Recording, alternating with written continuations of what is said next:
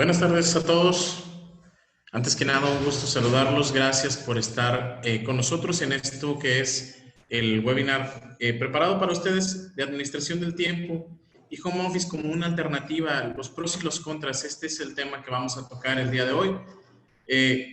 Actualmente nosotros estamos ubicados en la ciudad de Saltillo, que es de donde se está emitiendo este webinar. Bienvenidos a toda la gente que nos acompaña en el resto del país. Para nosotros es un gusto poder recibirlos. Ya cada vez se va sumando más personas y participantes. Y bueno, pues la intención del día de hoy, de un servidor, es presentarles básicamente a nuestro expositor el día de hoy, que es Héctor Murguía. Héctor Murguía, pues cuenta con una amplia experiencia dentro de la industria, más de 20 años en alimentos, cemento, fundición y las industrias automotrices.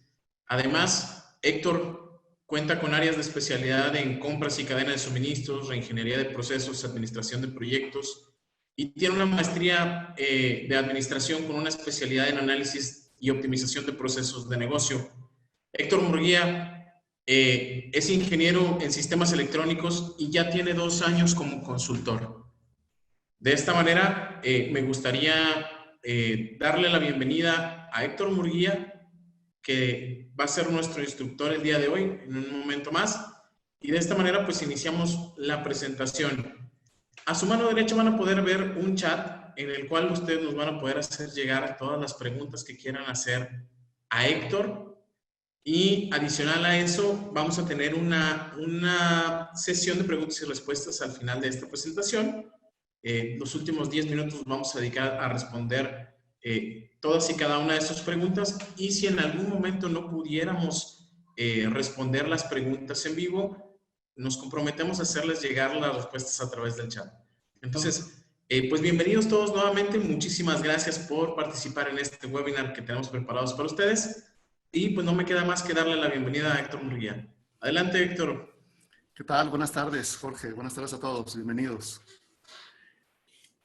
Muy bien, pues bueno, a nombre de CGP les doy la bienvenida a este webinar en el que vamos a estar hablando acerca de la administración del tiempo. Pareciera ser que, pues ahora en este tema de la pandemia, pues pareciera ser que el tiempo es lo que nos sobra, ¿no? Es el recurso que tenemos de sobra en casa, aquellos que pues tuvimos la oportunidad de poder trabajar desde casa.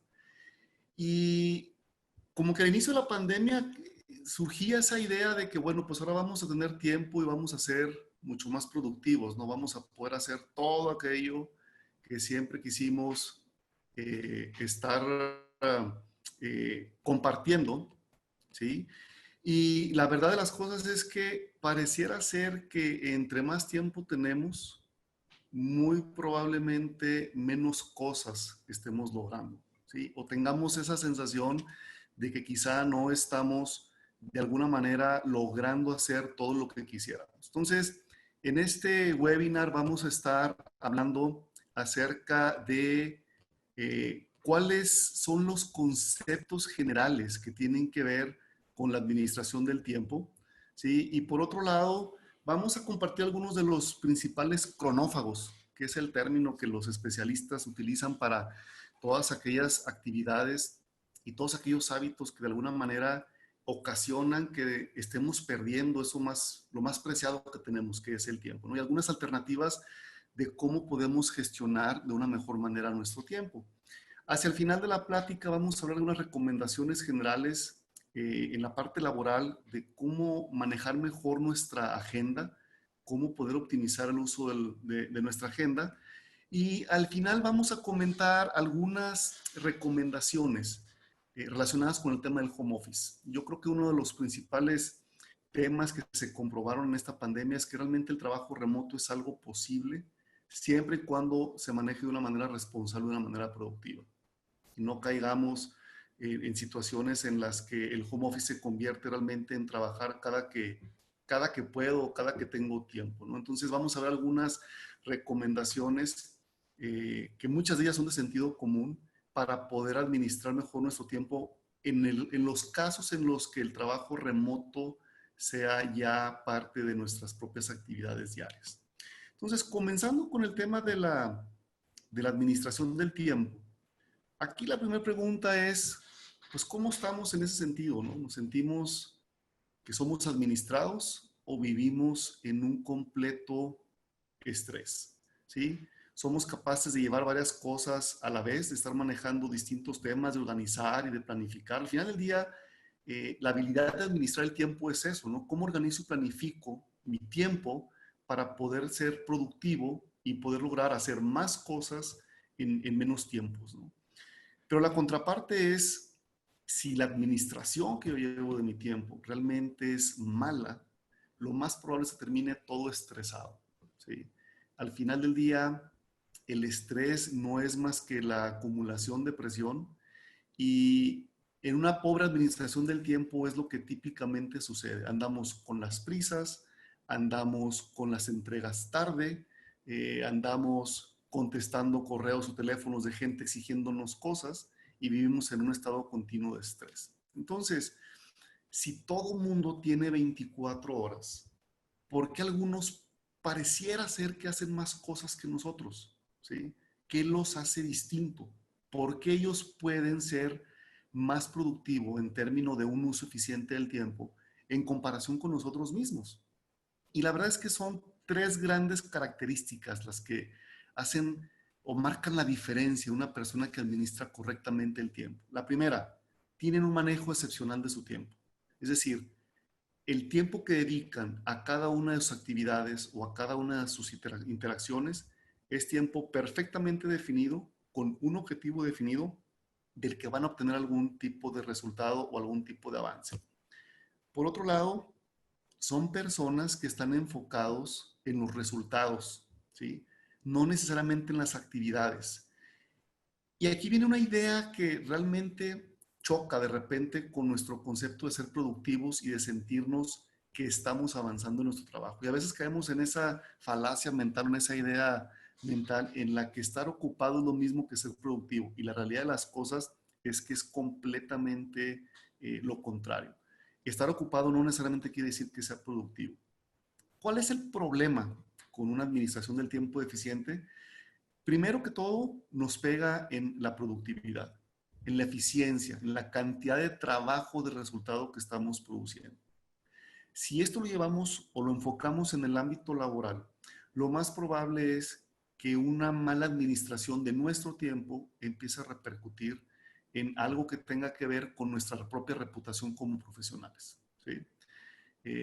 Estamos en las típicas juntas o en las conversaciones de pasillo y empezamos a hablar de que pues fulano de tal siempre está atrasado, nunca termina las cosas, siempre tienes que estar detrás de él, tienes que estarle recordando. Entonces, una persona que no es capaz de administrar correctamente su tiempo de manera consciente o inconsciente está afectando la reputación que él como profesional está generando hacia adentro y hacia afuera de las organizaciones, ¿no? Como mencionaba, pues este tema genera estrés. Entonces, una persona estresada, que no es productiva y que además tienes que estar detrás de ella para que te entregue los datos o los trabajos o las tareas que le estás encargando, la verdad es que también se convierte en un pésimo abogado para poder tener oportunidad de crecimiento en las organizaciones. Eh, Aquí en las conferencias y en los talleres que me ha tocado dar, yo les comento a los participantes que generalmente cuando nos contratan en nuestros primeros 2 empleos, nos contratan mucho por lo que sabemos hacer. Si yo soy ingeniero electrónico, pues me van a contratar seguramente por mis habilidades en electrónica. Si soy contador, me van a contratar por mis habilidades como contador. Pero conforme vamos creciendo en las organizaciones, importa más la capacidad de gestión que realmente la capacidad técnica específica. No aplica en todos los ambientes ni en todos los rubros, pero sí tiene que ver con esa capacidad de poder gestionar. Y dentro de esa gestión es gestionar nuestro propio tiempo. Entonces, una administración del tiempo deficiente nos puede llevar a que cerremos esas posibilidades de crecimiento en una organización. Y eso pues puede dar al traste con esa consecución o el estar persiguiendo el logro de nuestras metas personales y profesionales. Y bueno, para entrar en materia, vamos a hablar de los cronófagos, perdón, o los principales errores, los principales malos hábitos o actividades que hacen que desperdiciemos el tiempo, ese preciado tiempo que tenemos, ¿no? Y algunas técnicas de cómo lo podemos evitar y de cómo podremos lograr más con menos. Uno de los primeros puntos o problemas con los que nos topamos es que de repente traemos tantas cosas en la canasta que no falta aquella que se nos salga de control simplemente porque, como coloquialmente decimos, no la traíamos en el radar. Hay veces que le recordamos a alguien de algún entregable, ¿sí? Y, perdóname, es que sabes que no lo recordaba, pero ahorita comienzo a trabajar. Entonces, una de las principales actividades que puede ayudarnos a poder organizar las tareas y cómo vamos procesando esas tareas es crear una lista de tareas o un to-do list, ¿no? Una lista que de preferencia sea única, ¿sí? Y en la que podamos priorizar. Porque al final del día tenemos tareas que son muy prioritarias, otras que son medianamente prioritarias y otras que son de baja prioridad. Y en ocasiones lo que hacemos es enfocarnos precisamente en aquellas actividades de baja prioridad, nos sentimos ocupados, nos sentimos productivos, estamos terminando esas tareas, pero sorpresa, se acaba el día y resulta que lo que terminaste fue lo menos prioritario que tenías en tu lista. Entonces, una lista de tareas donde yo tenga anotado todo lo que yo debo de hacer, todas las actividades que tengo que terminar, los entregables que debo generar, lo importante es que yo los pueda priorizar. Y tienen que ser muy concretas, ¿no? Es decir, qué, cómo, cuándo, dónde, a quién. Sencillas. Si yo pongo, por ejemplo, en una lista de tareas, hacer el presupuesto del siguiente año, pues la verdad es que van a pasar los días y esa actividad se va a quedar ahí. No me dice nada concreto, no me dice nada tangible. Pero si en lugar de poner esa actividad de terminar el presupuesto del siguiente año, yo pongo una actividad como, por ejemplo, sacar el reporte del gasto de mi departamento del último año para poder eh, cuantificar los gastos fijos y los gastos variables de mi departamento, pues es un paso que me va a llevar hacia la creación de un presupuesto. Entonces, hay que buscar que esas tareas las hagamos de una manera concreta, ¿sí? Y muy específica, que yo sepa precisamente qué tengo que hacer para poderla terminar. Y una vez que la termine, tacharla de mi lista de tareas. Una recomendación es, al final del día, tómense algunos 5 o 10 minutos para revisar su lista de pendientes, ¿sí? Y en esta lista de pendientes, ustedes puedan identificar cuáles de ellos ya no fue posible terminarlos en el día y los puedan reasignar para los días subsecuentes. De tal manera, pues que otra vez no se nos pierdan en el radar, ¿no? Hay que evitar a toda costa, como está la imagen ahí en la pantalla, el uso de post-its. Los post-its son para que las ideas no se nos vayan, pero muchas veces los post-its los utilizamos para efectos de organizar nuestras tareas y nuestros pendientes, y realmente se convierte en algo muy complicado de manejar. Un segundo cronófago, perdón, es que no tenemos una habilidad para priorizar, ¿sí? Y normalmente confundimos lo urgente con lo importante. Y hay una frase ahí de Dwight Eisenhower que decía, las cosas urgentes generalmente no son importantes y los importantes jamás son urgentes. Y aquí la pregunta para todos ustedes es, bueno, ¿y todo lo que hago es importante o es urgente? ¿Sí? Y si es urgente, ¿por qué se convirtió en tal? Entonces, si yo no logro priorizar mis tareas, lo más probable es que una buena parte de mi tiempo esté yéndose en cosas que sean urgentes y no en cosas que sean importantes. Ojo, esto no quiere decir que lo urgente simplemente lo ignore y me enfoque en lo importante. Hay que llegar a la raíz de por qué las cosas se están convirtiendo en urgente. Tenemos que traer orden al caos para reducir el estrés y enfocarnos en lo importante, que es lo que nos va a llevar precisamente a lograr las metas que nos estamos planteando. Y Eisenhower creó esta matriz en donde la parte horizontal, el eje horizontal, él divide las actividades como urgentes y no urgentes.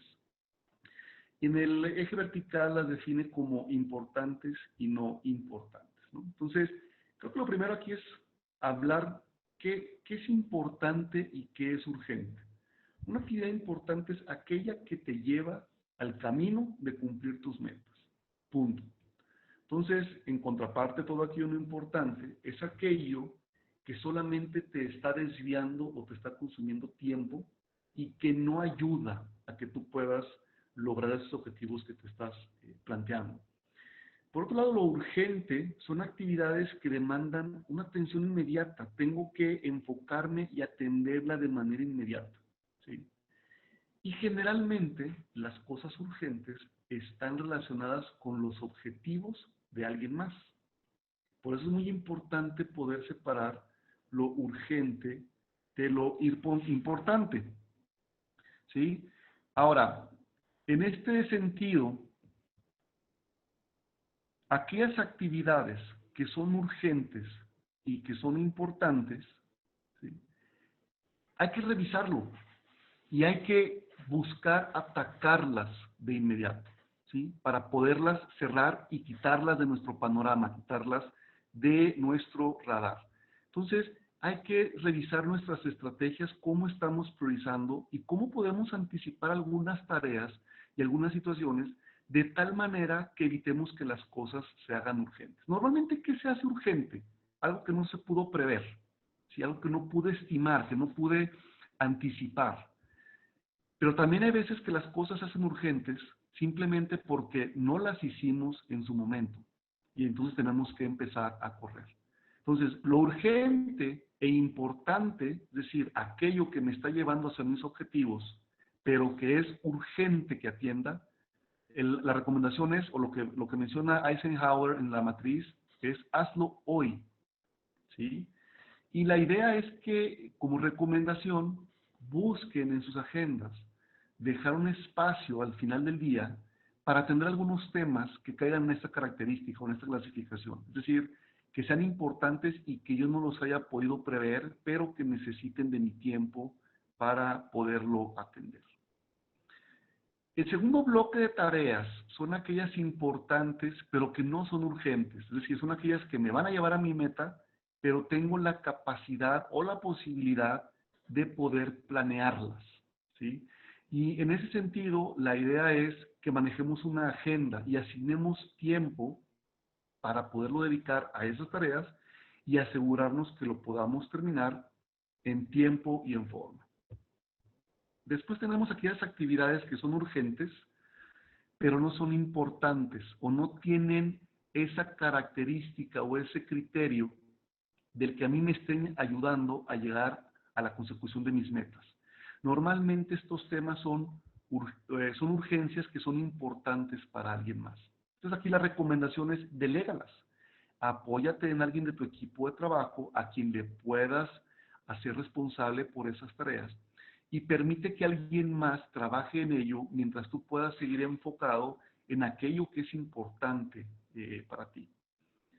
El tema de delegar es todo un reto, porque hay que saber delegar, pero también hay que saber pedir resultados sobre lo que se delega.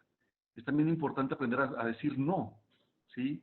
Y hay que decirle no a las tareas, no a las personas. Entonces, un poco más adelante vamos a hablar de estos dos conceptos de la delegación y del aprender a decir no. Pero lo importante aquí es todo aquello urgente, que no sea importante, hay que buscar delegarlo a una persona. Y en el cuarto cuadrante, en el último, tenemos aquello no importante y no urgente. Es decir, no requiere mi atención en este momento, ni tampoco me va a ayudar a estar buscando completar mis objetivos o mis metas. Entonces, ¿qué sentido hace que yo le esté dedicando tiempo?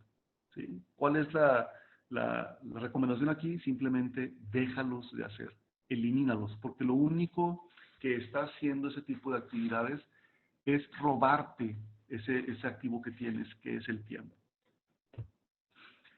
El tercer punto importante son las distracciones, ¿sí? Y fíjense, aquí una encuesta de FinMonkey 2015, y donde dice, 1/3 de los empleados se distraen en su trabajo en promedio 3 horas al día. Si una persona está entre 8 y 9 horas al día en su oficina y se está distrayendo 3, quiere decir que 1/3 del día es improductivo. Y en las culturas latinas, y muy especialmente en la mexicana, somos muy dados a esto. Continuamente nos distraemos, vamos al café, nos paramos a platicar con el compañero, ya me llegó un mensaje de WhatsApp, me llegó el meme, las redes sociales, llamadas que no tienen nada que ver con el trabajo, extender las juntas más allá de la hora planeada. Todas esas distracciones empiezan a consumir tiempo. Y fíjense, la mitad de los encuestados aseguró que al menos 6 horas al día se consideran productivos. 6 de 8 o de 9. Pero el 10% respondió que cuando mucho se aplica 1 hora al día. Imagínense la cantidad de desperdicio y la cantidad de falta de productividad que tenemos en nuestras organizaciones simplemente por el tema de distracciones. Una cuarta cronófago, una cuarta actitud, ¿sí?, o hábito que nos pega es la procrastinación.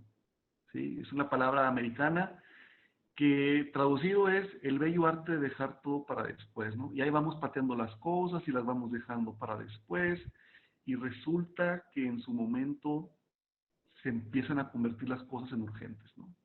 Y empezamos con ideas como, por ejemplo, si es imposible que termine todo esto, pues, ¿para qué me estreso, no? O ya se venció la fecha de entrega, pues qué más da que me tarde 1 o 2 días más, ¿no?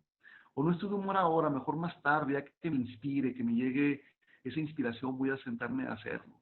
O no, no te preocupes, al final del día le voy a dedicar 2 horas a todo vapor y va a salir del trabajo. Y la verdad es que siempre salen cosas que nos pueden distraer y empezamos a posponer, a posponer y a posponer, ¿no? Y entramos entonces en este ciclo maldito, ¿no? En donde primero lo posponemos, lo pateamos hacia adelante y entramos después en esa falsa sensación de que todo está bien, de que me siento liberado, me siento tranquilo, porque mentalmente yo ya sé que no lo tengo que entregar mañana, sino que yo lo pateé hasta la siguiente semana. Pero después viene una parte en la que ya sea por uno mismo o por el jefe, generalmente, en el que te recuerda, dice, no, papá, o sea, las cosas no son para la siguiente semana, las cosas son para mañana, ¿no? Y empieza entonces esa ansiedad y eso termina en una pérdida de control, estamos corriendo contra el reloj, empleando nuestro recurso en esa actividad que se nos hizo tarde y sorpresa, actividades que ya tenemos agendadas o planeadas, empezamos a posponerlas y a patearlas y esto se vuelve en un ciclo realmente complicado de vigencia. ¿Sí? Siempre tenemos esa sensación de que estamos un mundo de horas en la oficina y no terminamos. Y una pregunta importante es, bueno, ¿y cuántas de esas cosas que hoy dices que te quitan tiempo, cuántas realmente no las terminaste en tiempo y forma? Esa procrastinación es la que de repente nos puede llevar al traste, ¿no? Otra es aprender a decir no. Sí, en ocasiones es necesario, imprescindible decir no, ¿sí? Pero hay que decirle no a la tarea, nunca a una persona, ¿sí? Aún siendo tu jefe. ¿Y cómo podemos saber si una tarea que nos están pidiendo podemos responder no? Y aquí es muy fácil, podemos hacernos 3 preguntas, tienes ahí con qué anotar. La primera es, ¿tengo tiempo para hacerlo? ¿Tengo el recurso del tiempo para hacerlo? La segunda, ¿yo soy la persona indicada para hacerlo? Porque de repente también acabamos haciendo cosas que no nos corresponden. Y aquí no hablamos de trabajo en equipo o no trabajo en equipo. Hablamos de que cada quien tiene que hacer lo que le corresponde. Y la tercera es, eso que me están pidiendo que haga, apoya mis objetivos de trabajo, a mis metas profesionales y personales. Si alguna de esas 3 respondiste que no, yo lo que te sugeriría es que consideres decir no. Pero no se vale decir no en un tono de no quiero, no puedo, no sé cómo hacerlo, me va a tomar mucho trabajo, sino hay que explicar las razones, ¿sí? Si yo no soy la persona indicada para hacer lo que me están pidiendo, hay que orientarlo al que me lo está pidiendo con la persona que realmente lo puede ayudar. O la otra es, hay que considerar esas opciones en las que sea mejor invertir un poco de tiempo para enseñar a la persona a que haga las cosas y evitar que continuamente me esté pregunte y pregunte y pregunte lo mismo, ¿sí? Pidiéndome exactamente lo mismo. Entonces, hay que aprender a decir no, ¿sí? Y hay que aprender también a identificar cuáles son temas comunes y cuáles son pues, temas independientes, ¿no? En otras palabras, que pues simplemente te quieren cargar la mano. Ahora, hay que tener cuidado porque el aprender a decir no requiere de una organización que realmente tenga una madurez desde el punto de vista de comunicación.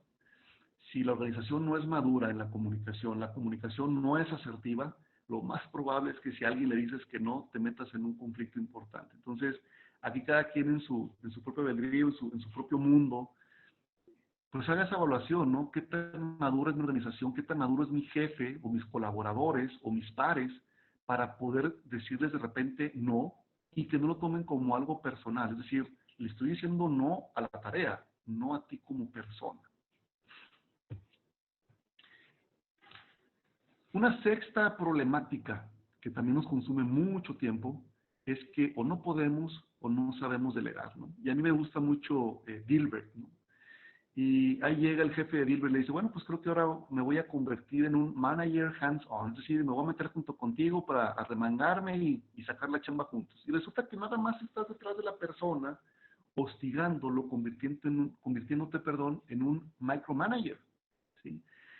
Somos obsesivos del control, estamos orientados al éxito, no somos capaces de permitir a la gente que lo haga a su manera. ¿Sí? Yo tenía un jefe que siempre decía, deja que el que barre escoja la escoba. Entonces, si vamos a delegar, hay que dar a las personas la meta clara, qué es lo que tienen que entregar, qué es lo que tienen que hacer, qué es lo que tú estás esperando y déjalos que trabajen. Hay que considerar que a lo mejor dependiendo de la madurez de la persona, pues va a requerir un poco más de acompañamiento o va a requerir un poco más de tiempo, pero eso consiste en delegar. Si nosotros no somos capaces de delegar, no vamos a ser capaces de tomar más responsabilidades. Y entonces nuestro crecimiento profesional pues se va a ver afectado en ese sentido. No voy a poder hacer más allá de lo que yo directo y personalmente pueda tomar control. Entonces, en esta parte de la delegación hay una delgada línea entre involucrarse y volver loco al otro. Entonces, si estamos en esa posición en la que tenemos un equipo de trabajo, que la delegación no se convierta en un micromanagement, pero que tampoco sea pues ahí te lo encargo y ahí nos vemos. Porque entonces un jefe que no se involucra, pues tampoco tiene mucho futuro. El siguiente es un tema, la verdad, muy socorrido, ¿no? Nos creemos que somos multitasking. ¿A qué nos referimos con esto? Que somos capaces de hacer muchas cosas a la vez. Y a mí en lo personal me tocó ver, cuando estuvimos en algunos procesos de buscar personas para vacantes, que estamos en una condición en la que consideramos el multitasking como algo normal, como una habilidad requerida, y la verdad de las cosas es que el multitasking como tal no existe. El cerebro no está diseñado para ese trabajo multitasking.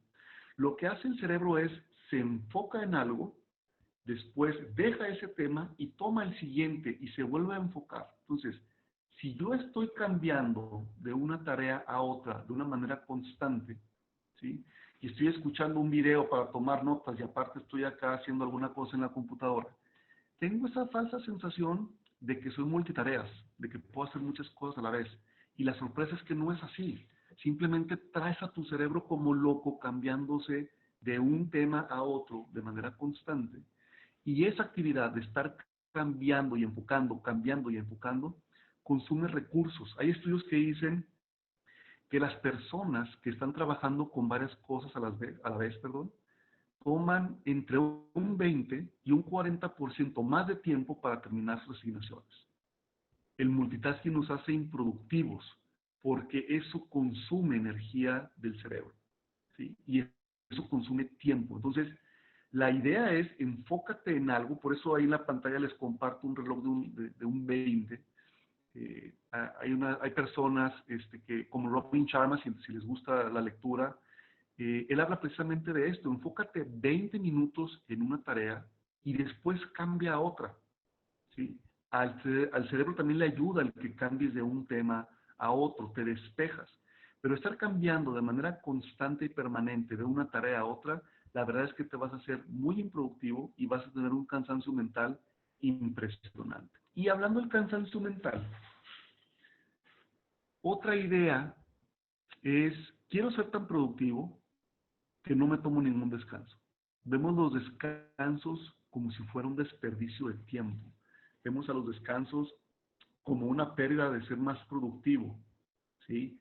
El sentirnos ocupados nos hace creer que somos más productivos, que estamos enfocados, que somos más dedicados, cuando la verdad es que el cerebro requiere desconectarse en ciertos periodos de tiempo, porque la situación es que un cerebro fatigado toma malas decisiones, o peor aún, se abstrae para no tomar decisiones, ¿sí?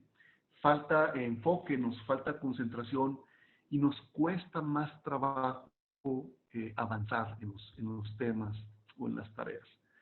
Hay un estudio que hicieron con algunos jueces en Estados Unidos, de los juicios de estos de tipo oral, en el que se dieron cuenta que hacia el final del día los jueces tenían menos inclinación a otorgar fianzas, ¿sí? O a declarar no culpables a las personas que estaban siendo enjuiciadas. Y el estudio lo que hizo fue abordar esa tendencia que empezaron a observar y se dieron cuenta que hacia el final del día, cuando el juez ya está cansado, ya está agotado, para su cerebro el camino más fácil y de menos consumo de energía es irse por el camino más rápido y más seguro. No otorgues fianza, ¿sí? O decláralo culpable. ¿Por qué? Porque no quiero equivocarme. Entonces, como no quiero equivocarme, pero tampoco tengo esa energía para enfocarme, pues me voy por el camino más fácil. Y se dieron cuenta que si metían intervalos de tiempo durante el día para que los jueces se despejaran, las evaluaciones eran más objetivas sobre los juicios a los que estaban sometiendo a las personas. Entonces, un cerebro que no descansa es un cerebro que no puede hacer conexiones neuronales, ¿sí? Es un cerebro que no puede traducir información en conocimiento. Es un cerebro que no va a ser, que va a estar limitado en su creatividad. Entonces, es importante tomar ciertos descansos para que podamos entonces reenfocarnos y poder entonces ser mucho más productivos. ¿Cuál es la recomendación aquí? Que cada 90, 100 minutos te tomes unos 10 o 15 minutos para despejar. Pero es un tema de hábito, ¿sí? No que se convierta en trabajo media hora y descanso otra media hora, ¿no? Sino darle ese espacio al cerebro solamente algunos minutos para que pueda desembotarse y poderse aplicar en la siguiente actividad. Hablando acerca de las herramientas para la administración del tiempo, aquí la principal a la que todos tenemos acceso es el manejo de una agenda. A mí, en lo particular, de manera personal, me gusta mucho el sistema que maneja Franklin Covey, porque en las agendas puedo llevar yo el control de mi agenda horaria, es decir, cómo estoy asignando yo los espacios de tiempo. Puedo tener mi lista de tareas o mi to-do list, y también tengo a la mano las notas que yo vaya tomando durante el día. Y eso hace que tres grandes herramientas, que es una hoja de tareas, mi agenda de tiempo y notas específicas de temas que yo estoy viendo durante el día, los pueda concentrar en una misma aplicación. Aquí hay un tema importante porque de estas agendas yo les estoy hablando pues hace quizá 20 años, quizá 25 años. De hecho, algunas tiendas que vendían este tipo de agendas se han ido reduciendo porque ahora la tendencia es todo hacia lo digital. Pero algo que no hemos alcanzado todavía a digerir o a entender es que el hecho de apuntar forza que los dos hemisferios del cerebro se conecten. Entonces va a ser más factible que ese tema lo traigas en la mente, que no se te olvide, que te acuerdes de él, ¿sí? A que solamente lo escribamos en el celular y muchas veces si no escuchamos la alerta o la alarma, la verdad es que las cosas se nos van. Hagan el ejercicio y se van a sorprender. Entonces, en una agenda, cosas importantes en una agenda. Hay que asignar tiempo, ¿sí? Para cada actividad. Hay veces que las agendas cometemos el error solamente de utilizarlas para programarlas juntas, ¿sí? Y no, la agenda es para distribuir mi tiempo, tanto en juntas como en actividades individuales en las que yo voy a hacer y necesite reservar un pedazo de tiempo para podérselo dedicar a la tarea. La segunda, hay que priorizar. Como les comentaba en la parte de las tareas, tenemos que priorizar y saber qué es más importante y qué es menos importante para enfocarnos en ello. El tema de tomar notas también es fundamental. A mí de repente me pasaba que agarraba apuntando post-its por todos lados y de repente los post-its no los encontraba, ¿sí? Estaban traspapelados o se habían notado varias notas, me faltaba alguno de ellos. Y la verdad es que hacerse al hábito de tomar notas en el día en el que estás viendo ese tema te permite una mayor estructuración y estar más enfocado en las cosas que realmente son importantes. Va a ser mucho más fácil que le podamos dar seguimiento a ellas, ¿no? Otra vez son las reuniones. Y aquí creo que de repente pecamos en la parte de las reuniones. Nos queremos juntar para todo. Y está bien, somos animales sociales, nos gusta juntarnos, estar en una sala de juntas. Al final del día, pues venimos de las cavernas, nos gusta estar en un lugar confinado, todos juntos, platicando, ¿no? Pero ¿cuántas de las juntas que tenemos realmente son efectivas? Hay un estudio que dice que en promedio una persona, estos datos son de Estados Unidos, dice, en promedio una persona atiende 62 juntas al mes. 62 juntas al mes. Y aproximadamente el 50% del tiempo que están asignados a esas juntas es tiempo desperdiciado. Porque no llegó el jefe, porque no llegó el que iba a presentar, porque no llegó el que iba a decidir, porque no veníamos preparados, porque no traíamos los datos. Imagínense, el 50% del tiempo. No lo estoy diciendo yo, son los estudios de Estados Unidos, de Business Insider, ¿no? Ese 50% del tiempo en las juntas es tiempo que está tirado a la basura. Y un dato muy curioso, 39% de los participantes se echa una pestañita o dormita durante las juntas. Entonces, díganme qué nivel de productividad podemos tener en reuniones en las que constantemente lo común es la pérdida del tiempo, ¿no? Y una junta que tenías programada a las 10, viene comenzando a las 10:30, porque el jefe venía saliendo de otra junta, porque no funcionaba la audioconferencia, porque la persona no se conectó. Y eso lo que ocasiona es que queremos al traste con mi agenda y con la agenda de los demás. Y entonces por eso al final del día, cuando ya todo el mundo se fue de la oficina, yo me siento mucho más tranquilo y relajado porque entonces pude terminar lo que en su momento no pude hacer por toda esa pérdida de tiempo que estábamos llevando, ¿no? Y aquí el ejemplo que yo les muestro aquí en la, en la pantalla, yo estuve en alguna organización en donde teníamos prejuntas para prepararnos para las juntas. Imagínense el nivel de desperdicio de tiempo que implicaba todo eso. No nada más de una persona, de todo un equipo de trabajo. Otra herramienta que nos pega mucho, la pesadilla del email, ¿sí? Recibimos una cantidad exorbitante de correos todos los días y tenemos que contestar la gran mayoría de ellos. La pregunta es, ¿todo es necesario ponerlo por correo electrónico? Hay veces que el correo, fíjense, últimamente el correo se ha utilizado a manera de archivo, ¿sí? Para guardar pruebas de qué fue lo que te dije, qué fue lo que te pedí, qué fue lo que te entregué, para que cuando me vengas a reclamar o las cosas no estén bien, empezamos a sacar los correos electrónicos como pruebas fehacientes de que yo hice lo que me tocaba y el otro no hizo lo que le correspondía. Y el problema es que el email no es para eso. Otra vez, hablamos de la madurez de las organizaciones. Si yo todo lo tengo que documentar en un email para el día de mañana defenderme la espalda, pues la verdad es que estamos haciendo un uso muy pobre de la herramienta. Si a eso le sumas que mandamos una cantidad exorbitante de emails para decir gracias o para decir enterados, lo único que estamos haciendo es que muchos estemos perdiendo mucho tiempo de poquito en poquito todos los días. ¿Sí? ¿Qué recomendación puedo darles aquí? Asignen una hora específica o algunas horas en la mañana y en la tarde para responder correos electrónicos. Cuando yo estaba en mis anteriores trabajos antes de independizarme y que alguno de mis usuarios o de mis pares me reclamaba porque me tardaba en contestar un correo, yo les decía, bueno, si es urgente tener una respuesta mía, márcame por teléfono. Si lo estás dejando en un correo, yo asumo que puedes esperar a que lo pueda responder. ¿Sí? Bien. Ahora, entrando al home office, el verdadero reto que tenemos ahorita todo el mundo, ¿no? Por mucho tiempo estuvimos aquí pidiendo todos, ¿no? Que nos den la oportunidad de trabajar desde casa para ser más productivos y perder menos tiempo. Y la verdad de las cosas es que para muchas personas ha sido más un caos que un disfrute, sobre todo con hijos pequeños en casa, y empezamos entonces a transgredir esas fronteras entre mi vida personal y mi vida profesional.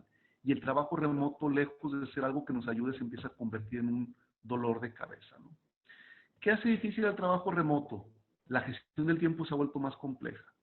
No tenemos una separación de roles y de espacios. Hay un menor seguimiento a las tareas porque no estamos físicamente en el mismo lugar y al mismo tiempo. El tema del aislamiento social, aunque hagamos mofa del asunto, realmente es algo que está empezando a afectar a las personas. La comunicación es ineficiente y los hábitos son deficientes. Entonces, para darles algunas recomendaciones muy breves y muy rápidas, si la gestión del tiempo se ha vuelto más compleja, lo más recomendable es, en lo posible, mantén tus horarios laborales. Es decir, si vas a trabajar de 8 a 5, que ese horario estés enfocado en temas del trabajo. Temas de la familia, temas personales, tienen que esperar como si estuvieras en tu oficina. Entonces, si yo puedo manejar esa agenda, lo más probable es que pueda gestionar de una manera correcta mi tiempo. Segundo tema importante, de lo que comentaba hace rato con ustedes, hay que programar descansos, ¿sí? Para poder recuperar esas energías y esa creatividad. Y tercer punto, aprovechemos los tiempos que hoy en día nos estamos ahorrando para desplazarnos. Si ya no tengo que ir a la oficina en estos días, ese tiempo que antes utilizaba para trasladarme, pues vamos a buscar hacer ejercicio o leer un libro, ¿sí? O hacer algo que sea productivo y no simplemente que se convierta en más tiempo para poderlo utilizar en cosas superfluas. No hay una separación de roles y de espacios. Aquí es bien importante que en el concepto de home office tú tengas un espacio para trabajar, que tu espacio sea exclusivo y dedicado para trabajar. ¿Sí? Si tu espacio de trabajo va a ser tu cama, va a ser tu cuarto, lo más probable es que psicológicamente tú no puedas hacer esa separación. Y entonces te va a costar mucho trabajo estar enfocado en lo que estás haciendo.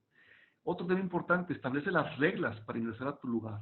Si yo estoy trabajando en un estudio, ¿sí? En un cuarto, y aquí es mi lugar de trabajo, pues hay que ponerlas en la casa. Los niños tienen que respetar, la pareja tiene que respetar mi lugar de trabajo, no es simplemente una extensión más de la casa, ¿no? Y la otra es mantener tus roles diferenciados en tiempo y en lugar. Si yo estoy en casa, como profesionista, como trabajador, como empleado, como consultor, tengo entonces que diferenciarme del papá o de la mamá, ¿sí? O de la pareja. Yo tengo que manejar esa ambivalencia de una manera muy clara y separada para hacer que funcione el concepto del home office. Hay un menor seguimiento porque no estamos en contacto permanente con nuestro equipo de trabajo. Entonces, hay que tener una mejor comunicación. Una recomendación es, hay que agendar espacios semanales para dar seguimientos personalizados con la gente y evitar el micromanagement. Eso mata cualquier iniciativa. En el aislamiento social, aquí algo de mucho sentido común, activación física, convivencias aunque sean digitales, aunque no lo crean, ayudan, y aprovechen para mantener vivo su networking. O sea, la vida afuera sigue, el que está encerrado es uno, pero ese networking no tiene por qué también colapsarse. Entonces, busquen estar en contacto con su industria, con sus pares, con sus proveedores, con sus clientes, de tal manera que su networking siga creciendo. Otra es una comunicación ineficiente. Este es otro tema que nos pega muchísimo. La comunicación a veces con las tecnologías, pues ya se cayó el Zoom, no se escucha el teléfono, ya se cortó la llamada. Entonces tenemos que aprender a manejar esas disruptivas, ¿no? Hay que mantener un balance entre la comunicación con el equipo, como son las videoconferencias, pero hay que ser mucho más asertivos en la comunicación personal. Es decir, en estos momentos en donde el home office es una herramienta, la comunicación personal es indispensable para poder alinear las metas y los entregables de las personas que colaboran con nosotros. Hoy en día es fundamental el poder confirmar que lo que yo estoy pidiendo o lo que yo estoy esperando, la otra persona lo haya entendido de la misma manera, ¿no? Hábitos deficientes. Una recomendación es crear rutinas y síguelas. La rutina le da una estructura al pensamiento, le da una estructura a la mente, un ancla. Sabe qué va primero y sabe qué sigue después. Por eso los niños pequeños, los hábitos se les construyen cuando le pides que vaya y se lave los dientes, porque sabe que después sigue la lectura de un cuento y finalmente irse a dormir. La mente, con esas estructuras, con esas rutinas, sabe qué es lo que sigue. Y cuando sabe qué es lo que sigue, esa incertidumbre desaparece. Entonces, créate rutinas, levántate a la misma hora. Si vas a hacer ejercicio en la mañana, haz ejercicio en la mañana. Que tus rutinas las puedas mantener. De esa manera vas a poder evitar que la mente, ante esa falta de anclas, empiece a perder el terreno o el rumbo, ¿no? Importantísimo, una alimentación balanceada, estar bien hidratado y hacer ejercicio, si es parte de las propias rutinas.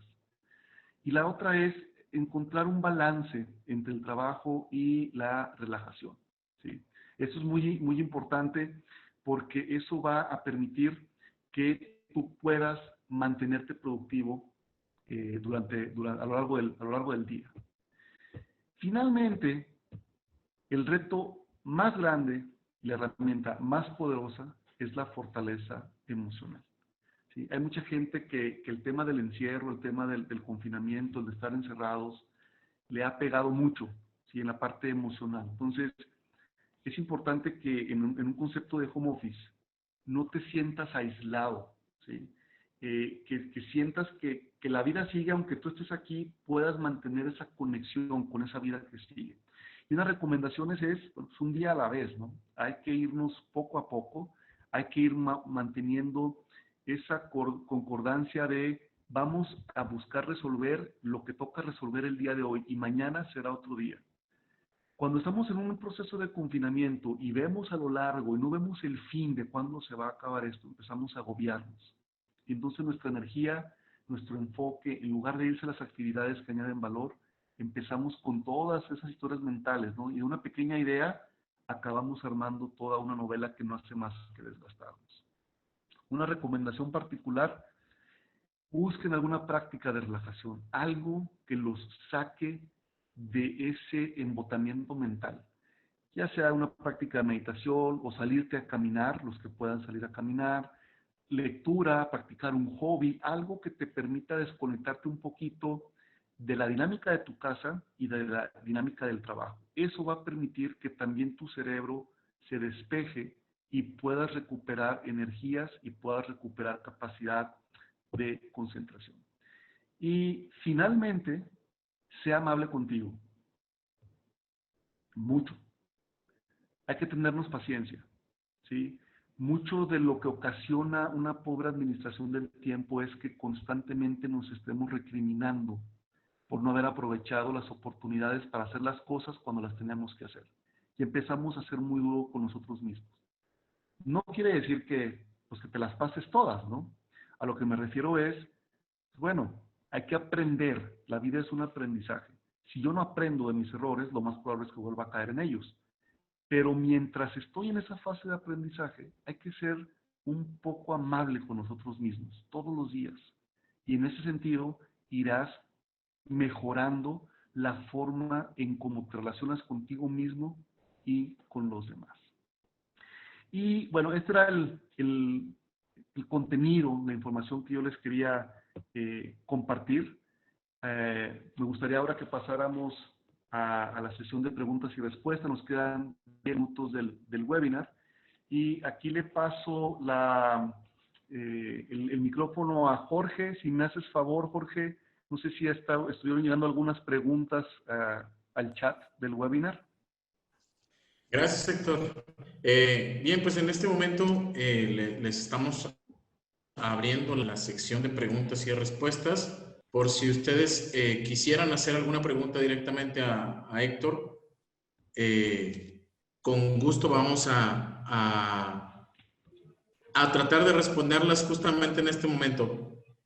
Algo de lo que nos llevamos, Héctor, en esta presentación, además de todo el conocimiento adicional, creo que es muy importante el mencionar que el tema de la administración de tiempo, desde la perspectiva en la que nos la presentaste, es un tema muy personal. Es decir, la administración del tiempo depende prácticamente el 100% de nuestra creatividad para encontrar los espacios y obviamente ser eficientes en ese proceso, ¿no? Sí, definitivamente es una habilidad personal, es una habilidad completamente personal porque curiosamente la persona que no puede ser administrada en su tiempo en el trabajo, generalmente es una persona que tampoco puede administrar correctamente su tiempo en la familia. Y entonces empieza ese cruzadero o ese cruce de situaciones en que la persona está en el trabajo pero atendiendo cosas de la familia o está en casa y atendiendo cosas del trabajo. Entonces, los hábitos se forman con prácticas, se forman con rutinas. En ese sentido, las personas podemos ir avanzando en algunas tácticas, en algunas herramientas que las podamos implementar para administrar mejor el tiempo. Pero es como todo, o sea, si tienes la herramienta y no la utilizamos, pues la verdad es que no vamos a llegar a ningún lado. Esto es una práctica, es de estar utilizando continuamente. ¿Cuántas veces no nos hemos comprado una agenda y la utilizamos nada más para apuntar 2, 3 juntas, ¿no? Y de repente andamos tomando notas en mayo en las hojitas de enero porque son las que nos sobran.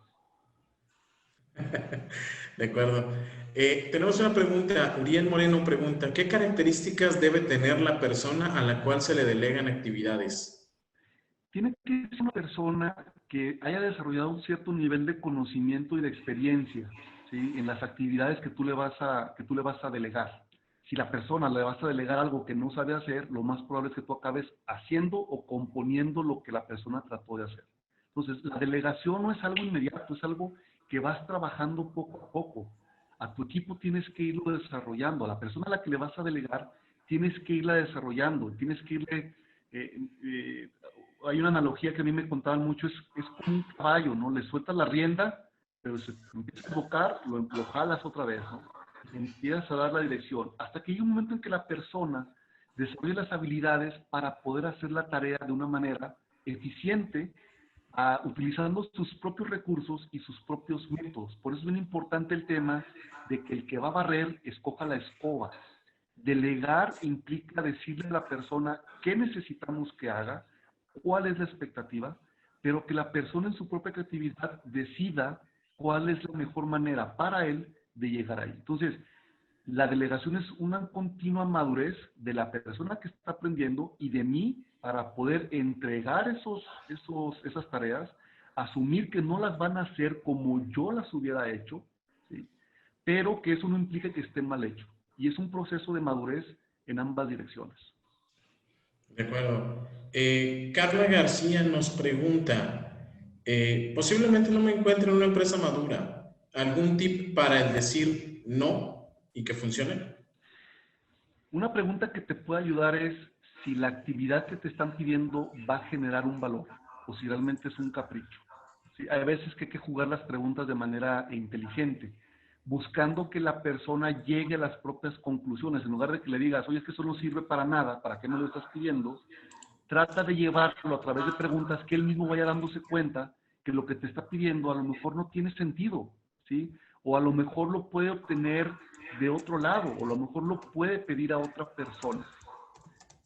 Ahí, ahora sí que si la organización no tiene ese nivel de madurez, lo que tienes que buscar es que seas tú quien empuje poco a poco a que vaya dándose esa madurez. En otras palabras, hay veces que nos toca educar a nuestros jefes, así tal cual. De acuerdo. Otra pregunta, Edgar Martínez nos dice, en departamentos muy técnicos como mantenimiento, ¿qué recomendación puedes darnos para realizar proyectos y mantener un control de ellos a distancia? Aquí en los temas de mantenimiento va a depender. Si la organización es madura en el tema de mantenimiento, lo más probable es que te puedas dedicar al mantenimiento preventivo y predictivo. Eso te permite manejar mejor tus tiempos, ¿sí? Y aquí, en ese sentido, lo único que tienes que hacer es enfocarte en hacer las tareas que tienes programadas de acuerdo al plan que estructuraste. Pero si nos pasa como en muchas organizaciones donde el mantenimiento es un área que generalmente es descuidada, no se le invierte como se debería, generalmente las personas de mantenimiento están contra reloj y están trabajando sobre las situaciones que van saliendo en el día a día.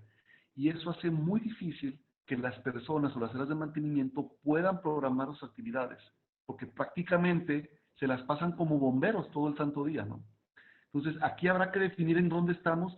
Si la madurez es tal, yo lo que sugeriría es busquen hacer planes, si algunos GANs de intervenciones en las máquinas o en las áreas donde vayan a hacer los mantenimientos, y busquen medir los impactos y las necesidades de las tareas que tienen que hacer con los tiempos que están asignando, para que la siguiente vez que lo programen tengas una fidelidad un poco mayor acerca del tiempo que te va a tomar hacerlo, y entonces evites que tengas empalmes de tareas por tiempos que se nos acaban en los programas de mantenimiento.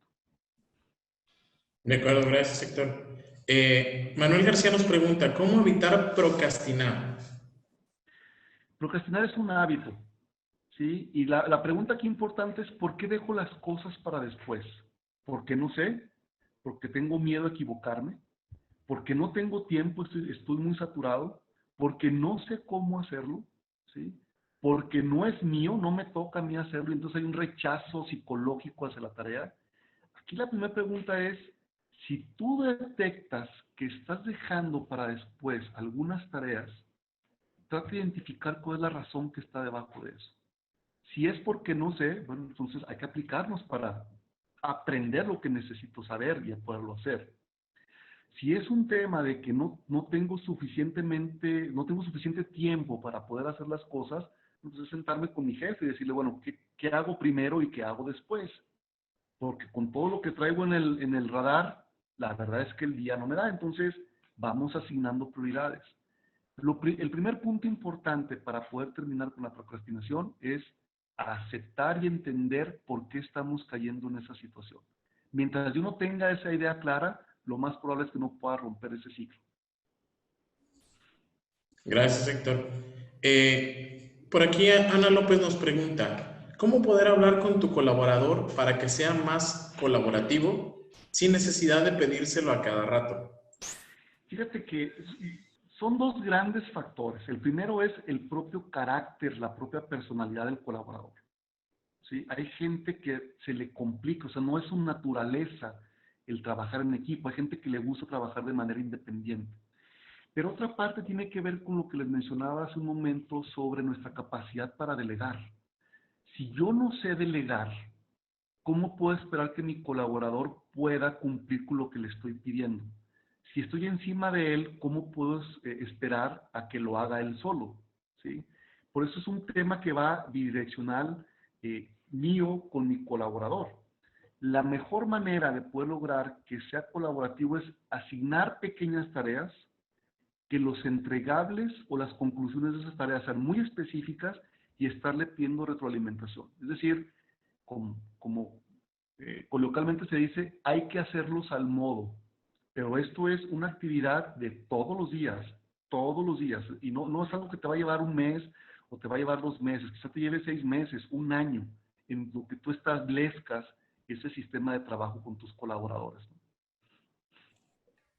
Tenemos varias preguntas acerca de si compartiremos el material. Vamos a tratar de hacerles llegar el material a la gente que se conectó al webinar con todo gusto. De esta manera, bueno, trataremos de hacer llegar un pequeño resumen de parte de Héctor para ustedes, en el cual, bueno, se especifique precisamente todo lo que estamos viendo en la presentación. Hay otra pregunta que nos dice Héctor, excelente presentación, José Martín. ¿Qué Gracias. libros para enriquecer de forma personal existen en estos conceptos?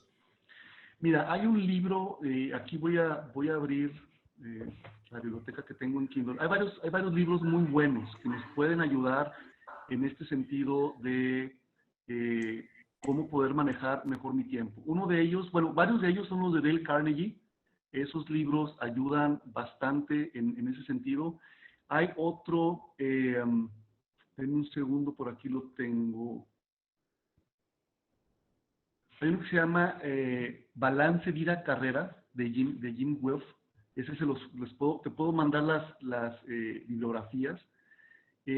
Lo que nos pueden ayudar es a entender de qué manera podemos manejar ese balance. Hay uno que se llama Redefiniendo el Balance Vida-Carrera de Jim Beard.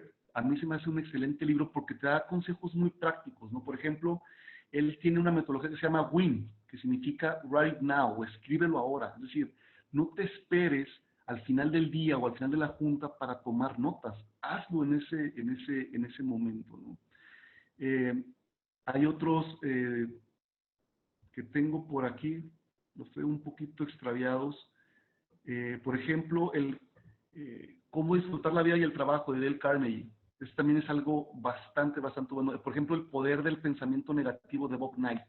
Hay muchos libros que pudieran ayudar, y si estás de acuerdo te puedo pasar algunos nombres, algunas bibliografías para que se puedan compartir con las personas que están tomando el webinar. Hay uno muy bueno de Charles Duhigg que se llama El poder del hábito, y habla precisamente de cómo se generan esas estructuras mentales para formar los hábitos a largo plazo, ¿no? Gracias, Héctor. Tenemos espacio nada más para una pregunta más, Héctor.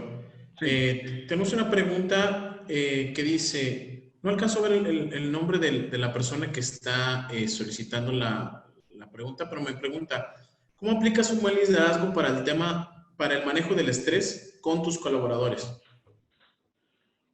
Aquí la pregunta importante sería, ¿mi estrés o el de mis colaboradores? El estrés no es más que una presión mal encausada, ¿sí? Hay veces que decimos o pensamos que trabajar bajo presión es lo mismo que trabajar bajo estrés.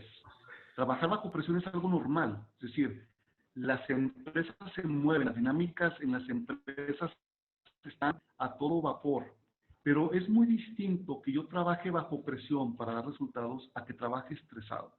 Trabajar estresado, o el concepto que yo manejo en el tema del estrés, es que estoy en una constante alerta, ¿sí? Y es una alerta que me tiene ocupado desde el punto de vista mental y desde el punto de vista fisiológico, ¿sí? Empiezo a sudar, empiezo a tener agitación en la respiración, empiezo a tener aceleración en el pulso cardíaco, empiezo a tener palpitaciones. Es decir, esa respuesta es la que puede llegar a generar problemas de salud. ¿Cuáles son algunas herramientas para tratar de reducir el estrés? Entonces es todo un tema, ¿no? Pero algo así muy rápido que pudiera servir es, hay que enfocarse en las actividades que tienen sentido, hay que utilizar el tiempo de una manera eficiente, hay que hacer una correcta distribución del trabajo y de las cargas del trabajo, ¿sí? Y hay que mantener canales de comunicación abiertos. Hay veces que nuestros colaboradores se estresan porque no saben cómo hacer lo que les estamos pidiendo y no tienen ese canal de comunicación con nosotros, ese acceso a nosotros para podernos preguntar, ¿cómo le hago? Y hay veces que las soluciones o las respuestas son tan sencillas, pero que la persona no siente esa comunicación, esa confianza, y eso no hace más que empezar a generar una bola de estrés, ¿no? Que en su momento va a llegar algún asunto o algún tema en particular muy mínimo que va a acabar por hacer explotar a la persona. Eso con algunas buenas prácticas de relajación, por ejemplo. Yo soy un fiel creyente del poder de la meditación para poder llegar a relajarnos mentalmente.